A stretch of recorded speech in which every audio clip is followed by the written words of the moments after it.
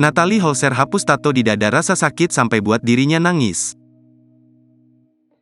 Artis Natalie Holzer tetap konsisten dengan keputusannya menghapus tato-tato di tubuhnya meskipun kini bukan lagi sebagai istri komedian Sule. Sudah berkali-kali Natalie Holzer mengunjungi dokter ahli agar kulitnya terbebas dari tato dengan cara dilaser. Proses penghapusan tato di bagian dada dengan metode laser tersebut dibagikan oleh Natalie Holzer lewat unggahan di YouTube.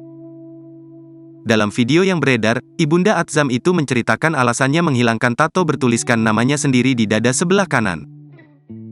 Natalie mengatakan, tato tersebut sebenarnya sudah pernah dilaser agar hilang. Namun, butuh proses ulang benar-benar terhapus. Sebelum menjalani proses laser, Natalie pun sempat ditanya perihal keseriusannya menghapus tato. Namun, ibu satu anak itu tetap yakin dan melanjutkan proses hapus tato dengan laser. Menjalaninya meski harus menahan sakit. Meski harus menahan sakit, wanita yang pernah dekat dengan Yogi Ilham itu tetap yakin pada pendiriannya.